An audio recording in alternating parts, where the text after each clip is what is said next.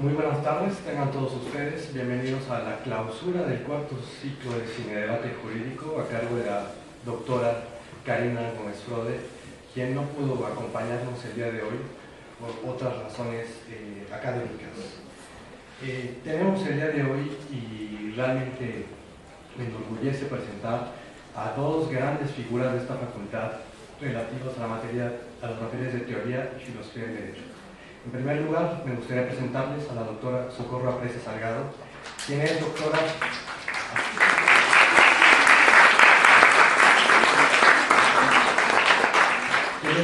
por la Universidad de Salamanca, España, con la calificación de sobresaliente cum laude. Obtuvo el premio extraordinario de doctorado correspondiente al curso 2003-2004 en la Universidad de Salamanca.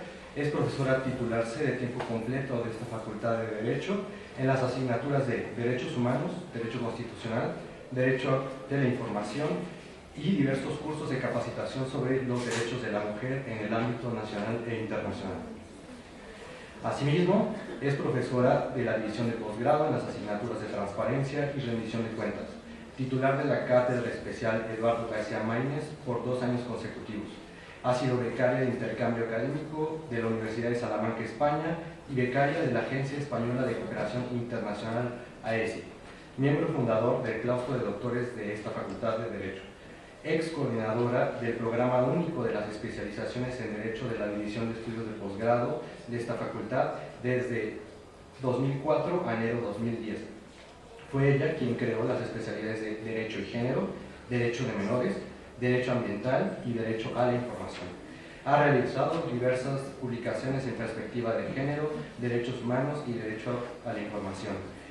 También ha llevado a cabo diversas estancias de investigación en las universidades de Pompeu Fabra, de Barcelona, España, el Instituto Max Planck de Heidelberg, Alemania, y la Universidad de Buenos Aires, Argentina. Actualmente es nuestra directora del Seminario de Filosofía del Derecho de esta facultad. Demos de otro aplauso, por favor.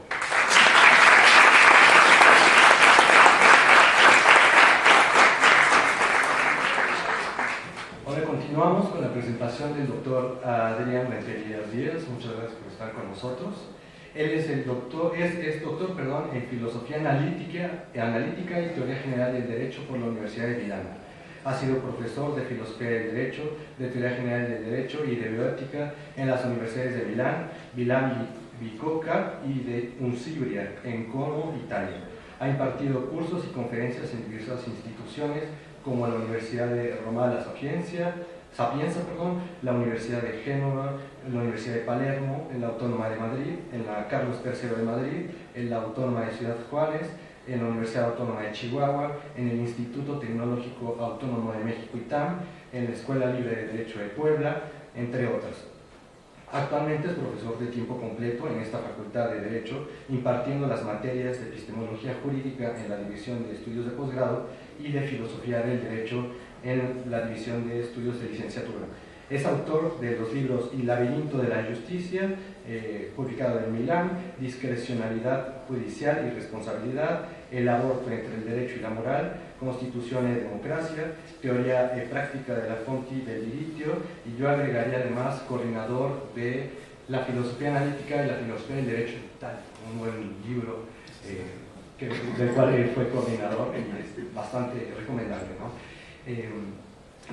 Vamos a proyectar la película. Sin embargo, me gustaría preguntarles a nuestros invitados cuáles fueron las razones por las cuales escogieron esta película, para posteriormente pasar a su proyección. La razón es porque la cual elegimos esta película, porque yo creo que es una de las películas que definitivamente, aparte de demostrar y evidenciar todo lo que es la violencia que en este caso sufre la mujer en lo que es la India, y especialmente la mujer viuda en la India, es yo creo que muy interesante, pero también les va a dar elementos a ustedes para darse cuenta cómo la película está vista desde el modelo occidental.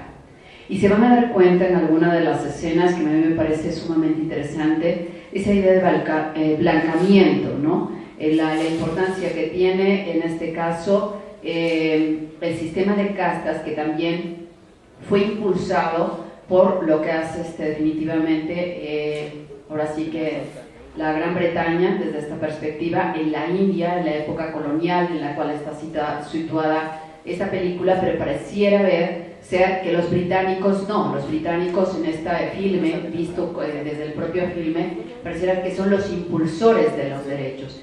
Y realmente es sumamente interesante destacar que esto no es así, sino también los británicos cómo fortalecen definitivamente el sistema de castas en lo que es la India, y es sumamente interesante cómo se fomenta, y no solo desde la perspectiva de lo que son las castas, como un sistema fundamentado en lo que son aspectos religiosos de lo que es la pureza, ¿sí?, sino también en aspectos que tienen que ver incluso con cuestiones políticas, y además que termina por ser no solamente lo que es un sistema de castas basado en lo que son las clases desde la perspectiva económica, sino también incluso cuestiones de estas castas desde la perspectiva, incluso llevándolo a cuestiones de discriminaciones raciales, que también vamos a ver. Y yo les decía lo que es el sistema de blanqueamiento, porque vamos a ver algunas expresiones en este filme donde la madre precisamente de uno de los actores principales le pregunta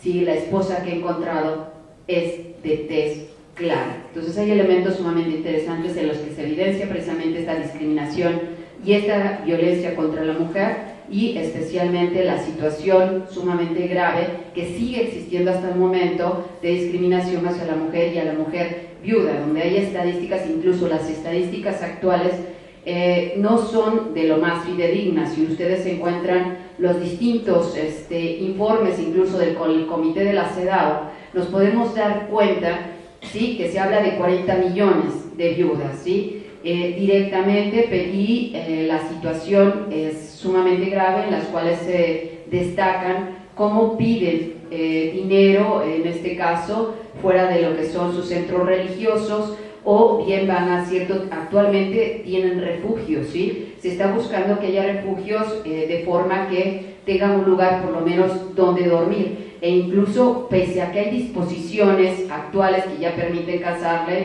también creo que va a ser sumamente interesante dentro de la película ver que pese a que hay disposiciones actualmente que les permiten casarse, como ese sistema de castas, para mantener ese sistema de castas, no se difunde precisamente lo que es el contenido de estas disposiciones que sí les permite casarse y tener incluso una pensión cuando son viudas. De esa perspectiva, y una de las principales problemáticas en la India tiene que ver también con el hecho de que no se les dan esas pensiones de viudez a lo que son las mujeres, y es sumamente interesante. Quizás es uno de los filmes que a mí más me han apasionado, pero todavía me resulta mucho más apasionante ver a la propia productora de este filme con sus distintas películas, donde realmente intenta destacar la problemática que existe no solamente respecto a las mujeres, en otra de las películas que incluso planteábamos con Adrián, como es Fuego, en la cual vemos precisamente el aseguramiento o de la denuncia de cuál es la situación que viven las personas que tienen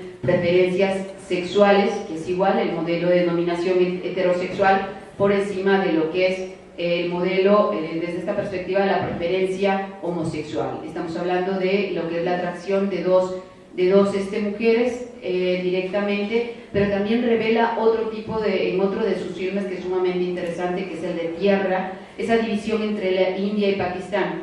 Pero yo creo que sí hay cierto tipo de cuestiones, aun cuando trata todas estas temáticas, la productora creo que sí lo hace desde una perspectiva muy occidental, y aquí creo que va a ser muy interesante que ustedes analicen esos elementos, ¿sí?, y cómo realmente se pretende plantear que casi el pueblo británico no estaba de acuerdo con este sistema de castas y esta discriminación y esta violencia hacia las mujeres hindús directamente, y las viudas. Y yo creo que ahí está una de las críticas que se podría hacer a la directora también, ¿no? Muchísimas gracias. Muy rápidamente, muchas de las razones que están detrás de la elección de esta película ya las mencionó la doctora Preso.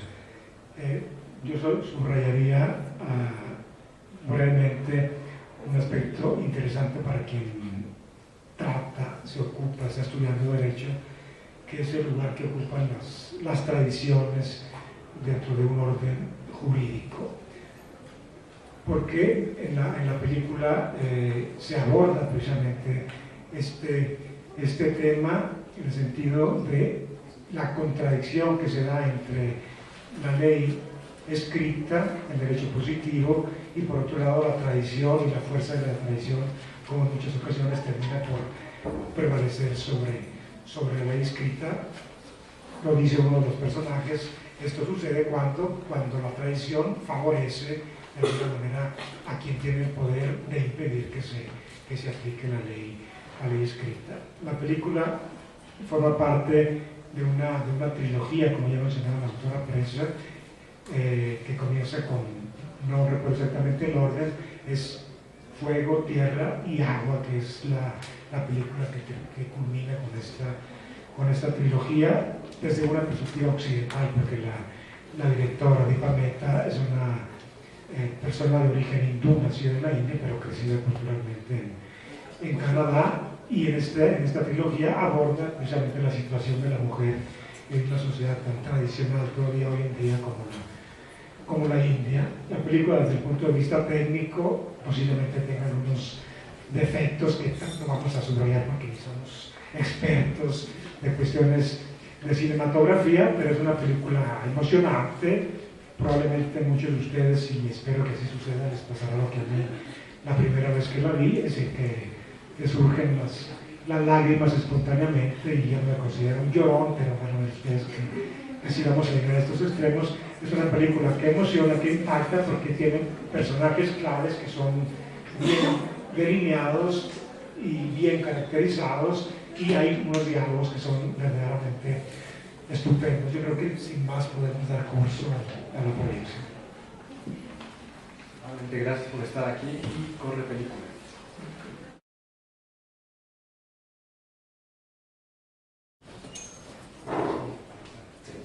Espero que les haya gustado la película. Cedemos la palabra a la doctora Socorro Berza. Rápidamente, creo que esto va a ser... Era muy larga la película, lo siento. Sin embargo, a mí me parece, hay algunas de las diapositivas, si quieres pasarlas, César. Solamente hay algunos diálogos que a mí me interesan. La primera parte no la veríamos porque ya en la introducción habíamos dejado claro cuál era la biografía de lo que es la productora directamente, que sería la primera, esa la pasaríamos, la siguiente también. Solamente quería empezar con el primer punto, que es precisamente el tema de violencia y discriminación contra la mujer. Si se dieron cuenta, hay varios elementos. Cuando muere el esposo de Chuya, se dan cuenta que le rompen lo que son las pulseras directamente, le quitan su sari colorido. Se dieron cuenta, todas las viudas utilizan un sari blanco, concretamente, y esto es sumamente importante, y les cortan lo que es su cabello a todas lo que son las viudas, y esto se plantea que es con el objeto precisamente de no producir lo que es el deseo de otro hombre también. Y hay algo sumamente importante cuando Chuya llega precisamente a la casa de las viudas, y la que maneja toda la casa de las viudas, que es Manu, le plantea varias cuestiones. Le comenta a la niña que según sus libros sagrados, precisamente, una esposa es parte de su esposo mientras viva él, y cuando su esposo muere, que Dios nos asista. Las esposas también mueren a medias. Pero se dieron cuenta cuando Chuya decía algo sumamente importante y le preguntan, pues que entonces Manu le dice que están medias muertas, ¿no? Y la niña dice, no, es que están medias vivas, realmente. Y esto a mí lo que me produce es que realmente Chuya, cuando llega a este centro, es la vida, especialmente porque los roles estereotipados precisamente entre lo que son hombres y mujeres, se dieron cuenta cómo se van interiorizando a lo largo de la vida. Pero Chuya no. Estos roles estereotipados para ella no, definitivamente, no son asumidos como naturales. Y poco a poco cómo se van normalizando y se van interiorizando estos roles estereotipados directamente entre lo que son hombres y mujeres, y cómo las mujeres viudas empiezan a aceptar este tipo de situaciones y ven como normal. Creo que eso es sumamente interesante. Y hay una parte que aquí yo puse una idea de Ferrajoli porque me gusta. a Sergio no le gusta mucho Ferrajoli. No obstante, me parece muy interesante porque es un modelo que trata lo que es los modelos que utiliza Ferrajoli para ver precisamente cómo se ha planteado la discriminación entre hombres y mujeres. Directamente el modelo que vemos aquí en la India estaríamos situados en un modelo de la indiferencia jurídica a lo que son las diferencias directamente. Aquí las diferencias son ignoradas, donde el destino de la diferencia del sexo se resuelve en la sujeción, en este caso, de hecho, a la mujer al poder masculino, se dan cuenta. Y hay una relegación hacia lo que es el papel doméstico y considerado de esposa hasta ahí. En el momento que ella deja de ser esposa, automáticamente se vuelve viuda, no tiene existencia alguna desde esta perspectiva. Y aquí estaríamos directamente en un acto de violencia contra la mujer. Todas las distintas escenas que podemos ver a lo largo de lo que es el filme, nos damos cuenta que es una constante violencia a la mujer. No solamente violencia psicológica, violencia económica, violencia simbólica, sino también incluso podríamos manejar otro tipo de violencia que a mí me parece que es del propio Estado. Es lo que se denomina violencia colectiva o estructural directamente, y aquí es cometida por grandes grupos, por el Estado en sí mismo, en el caso de lo que es la India directamente. Otro momento que evidencia para mi criterio, ahí hay otra diapositiva, es la siguiente, en este momento hay un momento en el que se evidencia lo que es la discriminación, no sé si ustedes recuerdan, por razón de sexo, y la normalización por parte de lo que son las viudas. Cuando le pregunta Chuya a Chukuntula, ahí hay un error, es una U, que es Didi Chukuntula, uno de los personajes quizás centrales, eso es lo que planteábamos con Adrián Rentería, donde le pregunta a la niña, y ahí nos damos cuenta cómo se empieza a normalizar por las viudas, porque la niña no ve como natural esta situación y le pregunta literalmente, ¿y dónde está la casa de los viudos? ¿No? Y a mí me pareció muy interesante esto, y el resto de las viudas contestan literalmente, ¿qué cosa tan terrible dices cuando están precisamente en lo que es a la orilla del río? Que Dios proteja a nuestros hombres de tal suerte, sin darse cuenta de la suerte que ellas directamente, o en el papel en que ellas están involucradas, ¿no? Y aquí cuando Chakuntala también le dice a Chakuntula, le dice a Chuya, ojalá tía, si Dios quiere, también es otra de los elementos que me parece brutal, le dice, ojalá Dios quiera que renazca como hombre, ¿sí? Y son situaciones a mí me parecen sumamente brutales que tienen que ver con la discriminación por razón de sexo, ¿sí? Hay otros elementos, hay las siguientes diapositivas, que es el tercer punto, que me parece que sí hay momentos dentro del filme en que se cuestionan directamente lo que son la discriminación de las mujeres viudas. ¿Cuáles son estos momentos para mi criterio que se dan? Uno, la primera, que es la escena cuando Kalyani, soy malísima para esa pronunciación, y Narayan, cuando están juntos, que todos estaban muy emocionados en esa escena de la pareja, concretamente, directamente Narayan llega a cuestionar que las viudas no viven realmente dentro de esta situación y que no deberían. Ustedes recuerdan que hay un momento cuando le pregunta sobre su padre, claro que a Narayan se le olvida que su padre no es un liberal como él cree, y que va a defender definitivamente esa estructura de castas, porque es un brahman desde esta perspectiva, y dice, mi padre dice que yo no me caso joven porque los niños deben de jugar, ¿no? Ese es el planteamiento que él hace, y ella le empieza a cuestionar que, bueno, ¿y quién decide finalmente esta situación cuando hay este tipo de dudas de lo que se debe de hacer de acuerdo a las Sagradas Escrituras? Y directamente lo que le está planteando Narayan a Kalyani. Yo creo que ahí es un momento en cuando se empiezan a cuestionar estas estructuras de dominación concretamente. Hay otro momento que a mí me pareció sumamente interesante, que empieza a cuestionarlo también, y es cuando realmente Chakuntula empieza a cuestionar y empieza a no ver como normal este tipo de estructuras, y va con el sacerdote y le empieza a plantear, le plantea al sacerdote, usted que ha estudiado las Sagradas Escrituras, está escrito que deben de maltratar a las viudas. Según las Escrituras, las viudas tienen tres opciones: que las quemen con sus esposos muertos, tener una vida de abnegación o, si la familia lo permite, casarse con el hermano menor de su esposo. Y ahí, pareciera que ahí hay un espacio, y después él le dice directamente al sacerdote: sin embargo, recientemente se aprobó una ley y está a favor de que las viudas vuelvan a casarse. Y ahí directamente dice: ¿una ley? ¿Por qué no estamos enteradas de ella? Y directamente lo que le dice el sacerdote: ignoramos las leyes que no nos benefician. Yo creo que este es otro momento sumamente interesante, porque ella es cuando Chakutula decide de regresar a la casa y dejar libre, en este caso, a Kalyani. Es el momento que deja que ella se vaya a reunir directamente con Narayan, ¿no? Hay otro momento que a mí me parece sumamente interesante aquí dentro, es cuando directamente finalmente él habla con su padre, y ahí yo creo que hay otro momento en el que hay un cuestionamiento y tiene que ver con la honestidad de su padre, ¿no? Que su padre directamente le dice que las mujeres son bendecidas por estar con lo que son los brahmanes, ¿no?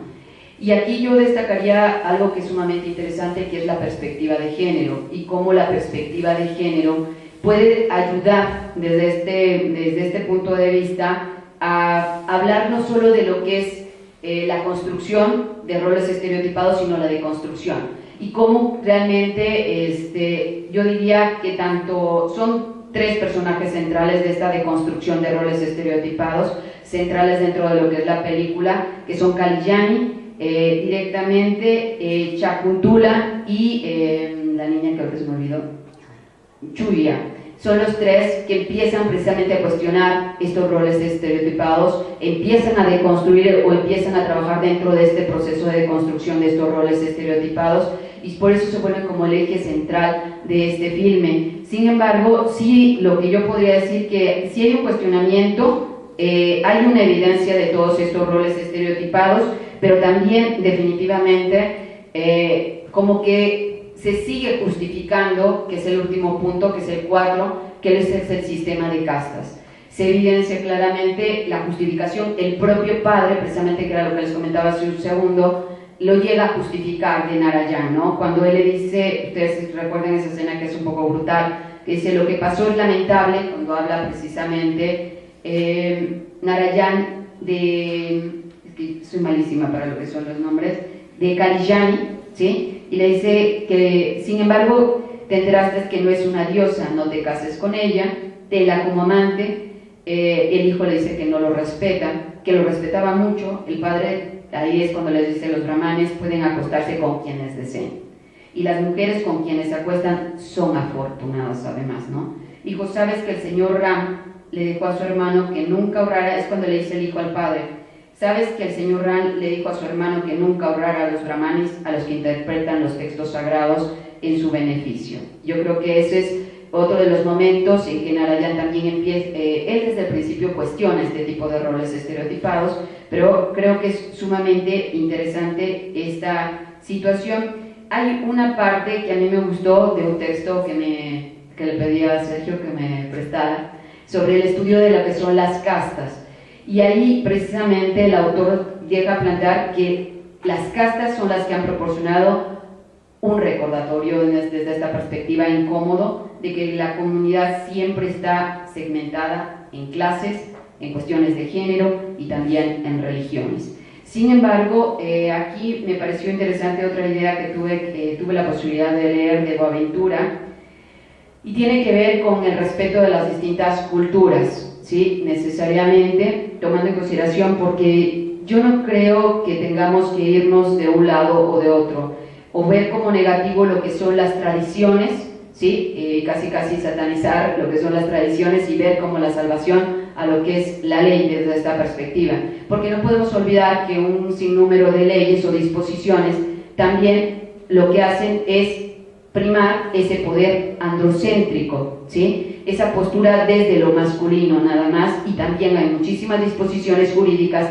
que discriminan desde esa perspectiva, y no podemos plantear que automáticamente las tradiciones son cuestiones que fomenten precisamente esa reproducción de roles estereotipados, ¿no? Que eso es sumamente interesante. De ahí que yo coincidiría, y con esto cerraría, de Boaventura de Sousa, de Santos, que dice que las personas tienen derecho a ser iguales, cuando la diferencia les haga inferiores, pero también tienen derecho a ser diferentes cuando la igualdad ponga en peligro lo que es su propia identidad, ¿no? Que yo creo que son los elementos como más interesantes de lo que es el filme. Está completamente plagada de lo que son los roles estereotipados que podemos ver a lo largo de la película. Aparte, hay que tomar en consideración otro elemento que deja o resalta Narayan cuando le dice que es por cuestiones económicas que las viudas definitivamente están fuera de su casa. Es cierto que se casan, y es un elemento sumamente interesante que hay que tomar en consideración, se casan muy jóvenes porque la dote es más reducida. Entre la edad se incrementa, la dote incrementa también, ¿sí? Desde esta perspectiva creo que hay que considerar el porqué del hecho de que se casen tan jóvenes, ¿sí? Y tiene un trasfondo también desde esta perspectiva económico. Y aparte, directamente lo que yo les comentaba respecto a lo que son las dotes, directamente las dotes y las pensiones. Se busca, aun cuando hay leyes autorizadas para dar pensiones a las viudas, no hasta el momento ha habido graves problemas actualmente para que se den estas pensiones a lo que son las viudas. Ustedes se dieron cuenta que había otra escena que me pareció brutal cuando Chuya está fuera de lo que es la iglesia y está pidiendo limosna, porque también las viudas, precisamente en la India, viven de cobrar limosnas, más dicho de buscar limosnas fuera de los centros religiosos. Incluso cuando le enseñan directamente a rezar, también se les paga. A la hora de rezar, si ellas van a rezar a los centros religiosos, también se les dan unas monedas, y con eso viven. Y también viven en la India de situaciones que tienen que ver con lo que es la prostitución directamente. Se dieron cuenta que hubo una escena también sumamente brutal entre lo que es realmente Kalyani y lo que es Manu, que es la dueña de la casa, cuando le dice que no está permitido que directamente las mujeres se vuelvan a casar, las viudas se vuelvan a casar, y ella le dice que es pecado. Entonces le dice, pero entonces ¿por qué tú me envías al otro lado del río? ¿No? Y hay otra de las escenas también cuando le dice a Manu directamente, cuando le da el sari blanco porque lo va a enviar con un nuevo cliente y hay que arreglarla, y le dice directamente a Manu Kalyani, es que esto es un centro directamente espiritual, esta es una casa espiritual. Bueno, eso debiera ser, ¿sí? Sin embargo, el problema aquí es que directamente lo que se hace es fomentar lo que es la prostitución de las mujeres en la India. Yo creo que aquí el problema es cómo pensamos, y bajo la idea de Boaventura, cómo buscamos una solución que no dé respuestas fáciles como las que hasta el momento se han instrumentado, que solamente ha implicado, se ha traducido en refugios para lo que son directamente los millones de mujeres que son viudas en la India, pero que no han dado respuesta, porque no estamos hablando de lo que Boaventura en este libro de culturalidad plantea, es cómo deconstruimos o cómo reconstruimos este sistema de casta para resolver la problemática directamente de esta discriminación y de esta violencia hacia las mujeres desde dentro de lo que está pasando en las propias estructuras en lo que es la India. Yo creo que eso es sumamente interesante, y con esto terminaría, y se le pasaría el micrófono a Adrián, porque yo creo que yo he hablado bastante. Ya no me quedó nada que decir.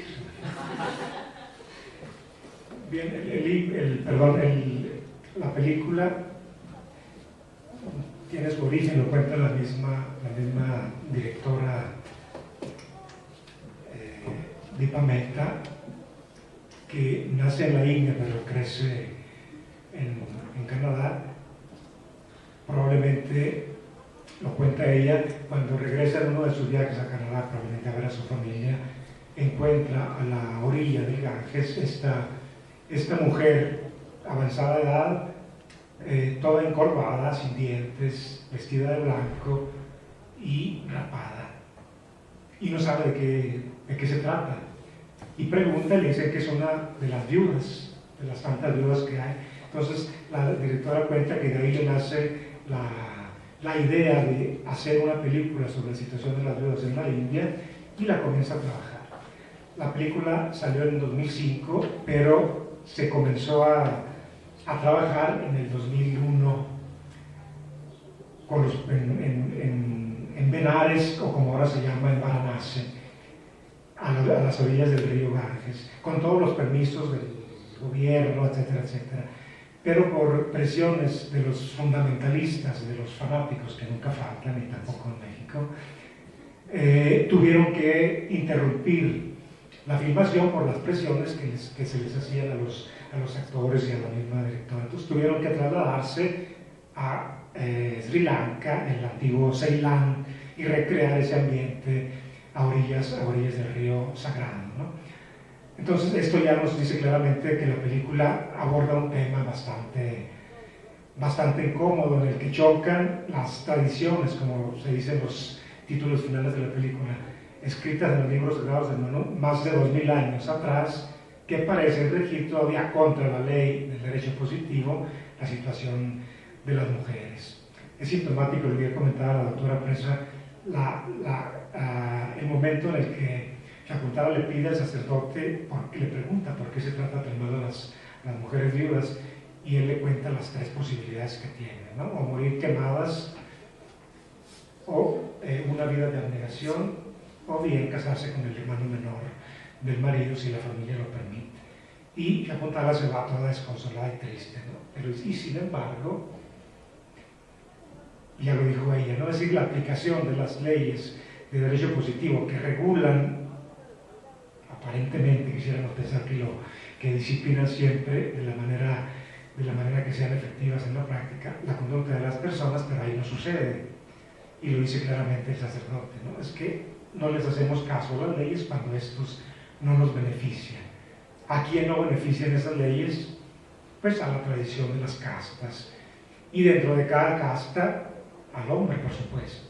Porque si ustedes se fijaron bien, la familia del Brahman, la mujer tiene una posición completamente subordinada a la del marido. Imagínense ustedes que ella recibiera, como hace el marido en su casa, a un prostituto, para llamarlo con estas palabras, pues eso sería el fin del mundo, ¿no? Y tiene que simplemente apechugar, para decirlo claramente. Entonces, dentro de cada casta tenemos ya la división en las castas, pero dentro de cada casta, por cuestiones de género, también otra discriminación. Habría que comentar, ya es muy tarde y ya no tenemos mucha gente que nos esté viendo, pero es muy interesante esa contraposición entre las costumbres y la ley. Kalyani pregunta en cierto momento cuando le dicen que todas las tradiciones están desapareciendo, y ella dice, pero ¿por qué? ¿Por qué todas? ¿Por qué también las buenas? Y la respuesta de su pobre prometido es, pero el problema es quién va a decir cuáles son las buenas y cuáles son las malas. Y esto viene a colación porque por las recientes reformas en México acerca de los usos y costumbres de las que tanto se enjuaga la boca a muchas personas en este país, ¿no? Usos y costumbres que también chocan contra principios fundamentales como la igualdad de las mujeres. ¿Por qué? Porque es muy fácil decir, en este pueblo dije la costumbre de que las mujeres no votan y que se vota levantando la mano, de tal forma que excluyes a una parte de la comunidad y la demás tiene que votar abiertamente levantando la mano, de modo tal que el cacique del pueblo sepa por quién votó cada persona. Y esto invocando los usos y costumbres que se dice en la Constitución, ¿no? Forman parte del reconocimiento que se les hace a los pueblos para que vivan en completa autonomía, sin considerar nuestro legislador que cambia la Constitución un día sí y otro también, que a veces estos usos y costumbres contravienen derechos fundamentales de las personas, que los limitan, como en este caso de la película, ¿no? Y se ve dramáticamente la contraposición entre la tradición, la fe y la política, la conciencia, cuando dice Shakuntala, y qué hacer cuando la fe contraviene la conciencia o viceversa, ¿no? Se queda como pregunta, precisamente porque entran en juego los valores y principios que una comunidad puede imponer a veces contra la voluntad de las personas con la conciencia de las mismas personas. El problema de las viudas es dramático, y hay ahorita en las recientes estadísticas que leía yo son de más de 40 millones de viudas.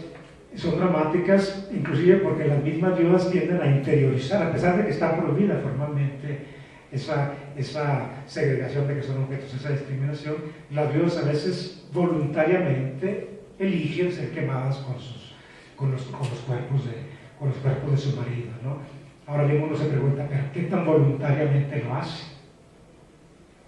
¿Qué tan voluntariamente lo hacen? Hay un pensador, Isaiah Berlin, que dice que hay dos tipos de libertad: la libertad que es la ausencia de obstáculos, y otra libertad que es la ausencia de condicionamientos interiores que las personas tienen.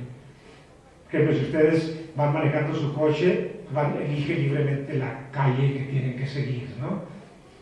Pero, ¿qué sucede si ustedes están manejando por esa calle para llegar más rápido al estaquillo para comprar los cigarros o la Coca-Cola que su conciencia en ese momento les lleva a desear con toda su voluntad? ¿Están ustedes o está una persona en esas condiciones en realidad actuando no en una condición de absoluta libertad, porque tiene un condicionamiento interno, como en el caso de las viudas, ¿no? La tradición, todo el entorno, la crítica hacia el comportamiento que se desvía de la tradición nos hace pensar que libremente desean inmolarse para ser consumidas por el fuego. La película se ambienta en 1938, 9 años antes de que la India tuviera su independencia por parte del Imperio Británico, precisamente como por influencia en buena parte del movimiento encabezado por Mahatma Gandhi. Los ingleses, obviamente, de alguna manera siguen teniendo mucha influencia en la India, porque la India, a pesar de que se hace independiente del Imperio Británico, pues forma parte, como ustedes saben, de la Commonwealth británica, con todo lo que eso supone, porque el jefe es como la reina, ya no Victoria, sino como se llame ahora, que ni me acuerdo. Le cedo la palabra. Bueno, en nombre de la doctora Karina Gómez Frode, quisiera entregarles unos reconocimientos. A la doctora Socorro Apresa, por favor, un aplauso.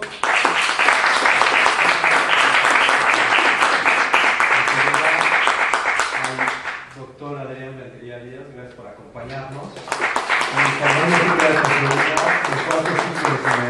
Por favor, les pedimos que nos sigan a través de Facebook, nuestro canal de YouTube también, Cinedebate Jurídico, y estén al pendiente el próximo semestre de las películas que vamos a proyectar y de los ponentes que vamos a invitar. Muchas gracias por su participación. ¿Alguna pregunta? Perdón. Con que es tarde, pero hay tiempo. Si aguantamos el hambre. Es rápido. A mí me llamó la atención de por qué la mamá de chico le pregunta que si la chica que eligió es blanca. ¿Qué tenía importancia que fuera blanca?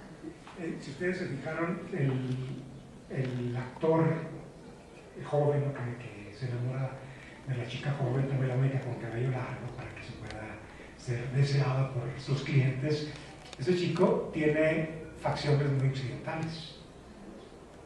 En la India, todavía, sin más, tus características somáticas se parecen a las características que se suelen atribuir a Occidente, obviamente tiene mucha más aceptación social. Por eso la primera pregunta de la madre fue: ¿tiene la piel blanca? Porque eso era un signo distintivo de calidad, vamos a decirlo así. Porque aseguraría que la descendencia fuera también de piel más blanca, inclusive de los mismos brahmanes. Un prejuicio que también lo notamos aquí en México y en muchas partes, un prejuicio racial, ¿no? Lo que comentaba la autora, nada más una precisación de la dote. ¿Por qué se casan tan chicas las niñas, las mujeres? Precisamente porque la dote que la familia tiene que aportar, en la medida en que la mujer es de menor edad, la dote es menor.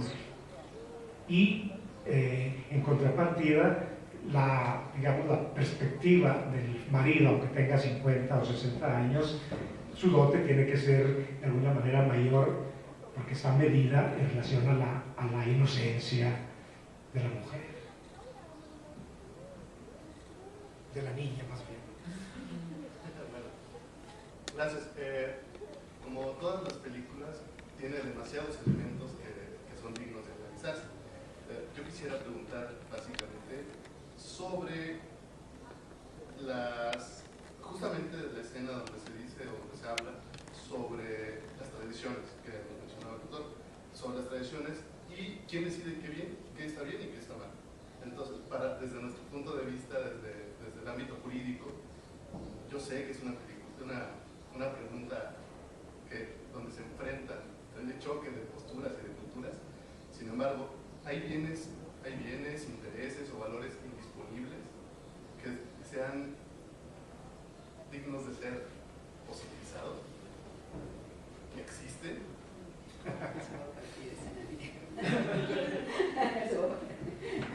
Es una pregunta de esos de 1 millón de euros. No sabría responder porque a final de cuentas, con el derecho, ¿qué es lo que sucede? Que se le pone una certificación convirtiéndolo en jurídico lo que antes no era jurídico. Y esta es una opción de la voluntad de la política, que en determinados momentos puede usar el derecho como arma para hacer transitar determinados valores que en ese momento le caen bien, obviamente, a la política.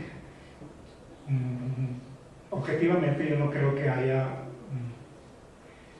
tradiciones objetivamente buenas o malas. Quizá el único límite es el daño a terceros, ¿no?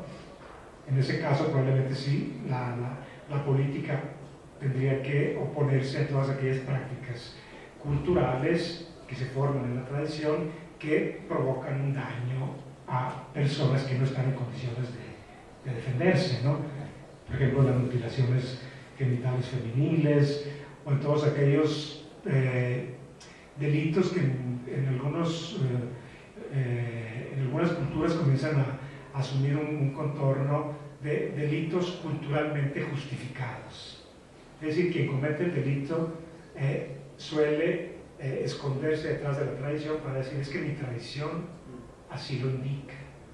En Europa ha habido casos muy dramáticos de mujeres de tradición musulmana que viven en Europa y que se comportan como las libertinas occidentales, según lo que dicen los padres y los hermanos, ¿no? Inclusive llegando al homicidio de estas chicas, justificando después su acción frente al ordenamiento jurídico. El aparato está diciendo que la cultura de ellos les impone que defiendan las tradiciones. Entonces es una pregunta bastante, bueno, mucho más allá de mis posibilidades.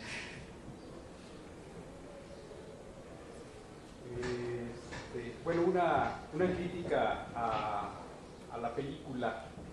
Es cierto que se ven muchos elementos en los que se habla de Estado, se habla de cultura y se habla de religión.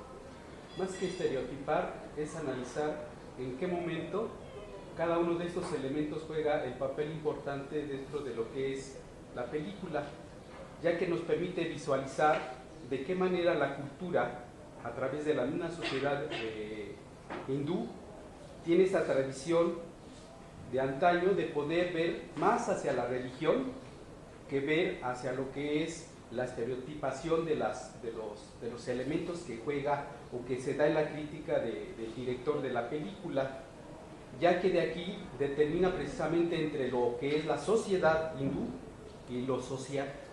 y son elementos que van a determinar precisamente las condiciones dentro de la religión, ¿sí? Y sobre todo de la birmana, que tiene infinidad de costumbres religiosas. Y si vamos analizando más de fondo qué es lo que pasa con la película, siempre hay una reverencia a un Dios, ¿sí? Y creo que ahí es donde empieza todo este elemento de poderse ocultar atrás, que mi tradición de la iglesia, que mi tradición religiosa me va a permitir hacer lo que yo quiera, pero también estoy regido por esa religión, ¿no? O sea, estoy escondido ahí, pero yo lo puedo hacer, ¿sí? En el caso de la cultura, pues esa es una parte importante de ver cómo la vestimenta, las costumbres, la comida, ¿sí? E incluso yendo más allá, podemos ver que el Estado está jugando ahí un papel importante, porque el Estado también es parte de Gandhi, ¿sí? Y Gandhi promueve una ley que no se veía para las mujeres y que posteriormente se dice, bueno, pues es que nosotros no hacemos caso de la ley, pero ya se dio una ley para que se retome sobre las mujeres. Entonces, estos elementos de religión, cultura y lo que es el Estado son importantes, porque los desplaya, los maneja el director de una manera que entrar más a fondo. Usted hablaba de fundamentalismo, entonces ahí son concepciones muy dadas a través de la religión, ¿sí? Y ya en la cuestión sociológica, pues entonces hay que ver de dónde se parte, porque esto me permite ver que hay más a fondo dentro de lo que es el Estado, ¿no? Y usted decía, es que lo vemos por el lado positivista, pero entonces, ¿qué pasa con el naturalista? ¿Hay un choque, como usted dice? ¿Hay un choque de esa índole o qué es lo que trasciende aquí, ¿no? Entonces yo digo que la película tiene para muchas cosas que se hace una crítica, de manera para poder rescatar todos estos elementos de la costumbre y sobre todo de la ley. La ley prácticamente en la India es borrada por la religión y no se apega mucho a esas tradiciones o esos usos, ¿sí? Porque la religión es para mí lo básico, es una crítica nada más así. ¿Sí? Bueno, la India moderna, la India actual, sin duda que todavía es un país con un fuerte arraigo religioso, espiritual, que pero, digamos, se está a lo largo del año 47, el siglo pasado, cuando logra la independencia, pues ha dado pasos muy adelantes hacia la modernización, ¿no? Entonces yo creo que sería exagerado decir que lo que cuenta es la religión y no la ley del Estado. Por supuesto que sí existe esta fuerte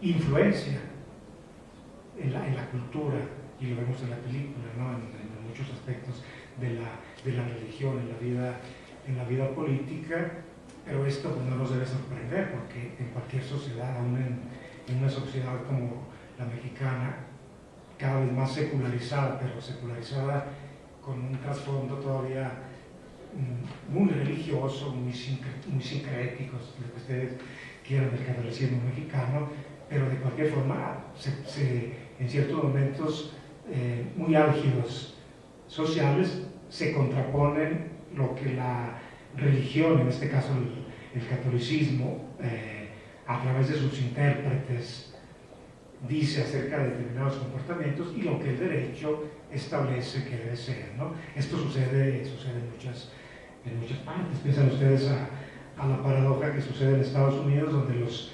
antiabortistas, defensores de la vida, llegan a asesinar a los médicos que practican abortos, ¿no? Por esa contraposición que se da entre lo que la persona asume como valores religiosos, que a veces no son ni los propios, son los que se transmiten a través de los intérpretes, como también se dice en la película, ¿no? Que el Brahman interprete las Sagradas Escrituras a su favor. También en este caso, y no solo en México, también existe esta posibilidad y a veces esta realidad, ¿no?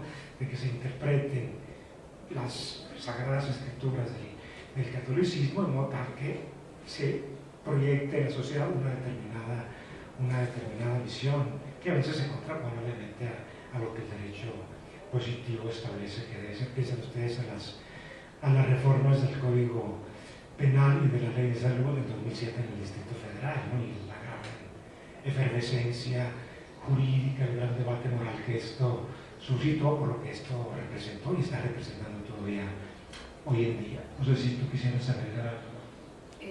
Incluso en el artículo, esto estaba buscando, sobre las castas, si bien es cierto, sí fue en el periodo colonial cuando se hablaba de lo que era la jerarquía basada en lo que era la ideología religiosa a partir de lo que era la pureza.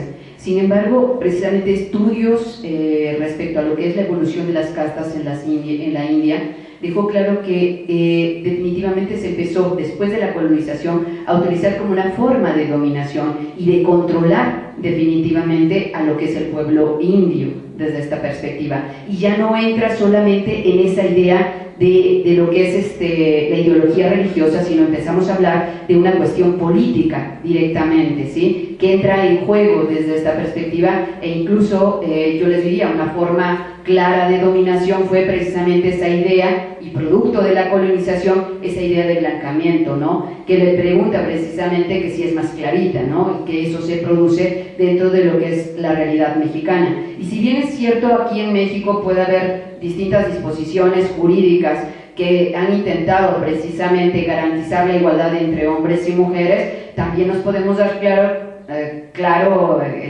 yo creo que cuenta que tanto hay un sinnúmero de disposiciones jurídicas en el sistema jurídico mexicano que lo que hacen claramente es fomentar precisamente esa desigualdad, ¿sí? Y que están desde la perspectiva androcéntrica, claramente, e incluso en el ámbito internacional. Si tú ves incluso los tratados y convenciones que tratan de fomentar la igualdad entre hombres y mujeres, lo que hacen es reproducir esas estructuras de poder también y fomentar esas estructuras de poder. Entonces, esa disposición de la ley, esa ley que pretendía realmente, o lo que estaba planteando que también las viudas se podían casar, bueno, no resolvía. Por eso yo te decía cuando citaba un poco a Boaventura, es cómo realmente el planteamiento es cómo a partir de la propia idea de lo que son esas jerarquías de las castas, cómo a partir de esa propia idea empezamos a plantear o a generar nuevos planteamientos que solucionen esa problemática y que no sean respuestas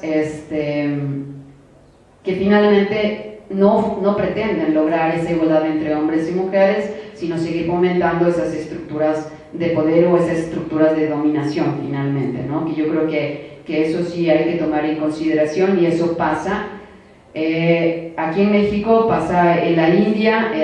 Hoy en la mañana estaba platicando con Sergio, me estaba comentando de Ruanda, o sea, todos aquellos países que finalmente tienen este tipo de sistema de castas, pero que también la cultura machista está por encima de cualquier situación, y tampoco podemos plantear en algún momento, yo me acuerdo que comentaba el tema de lo que es la violencia que sufren las mujeres indígenas en México. Sin embargo, no podemos olvidar algo que en algún momento también, miren, es que me la he pasado hablando durante mucho tiempo con Sergio de este tipo de cuestiones, y me decía, cuidado con este tipo de cuestiones, tampoco hay que agarrar y decir que los usos y costumbres son los productos o realmente es resultado de los usos y costumbres esta discriminación. O sea, hay que tener y hay que irse con mucho cuidadito, porque también ahí hay una influencia del mundo occidental, ¿sí? Y cómo esas formas de dominación también se están, en este caso, metiendo y rompiendo incluso lo que es la identidad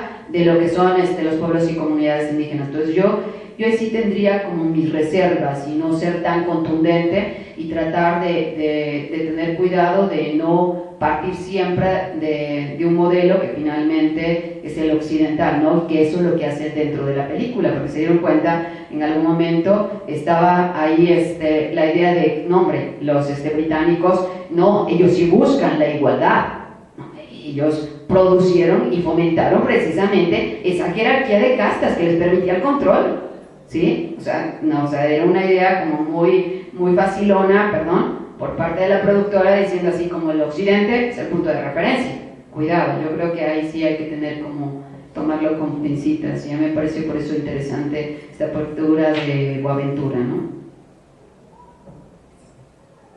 ¿Alguien más tiene otra pregunta?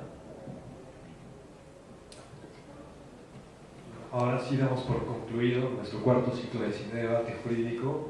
Muchísimas gracias por su atención y presencia y nos vemos el próximo semestre. Un aplauso a nuestros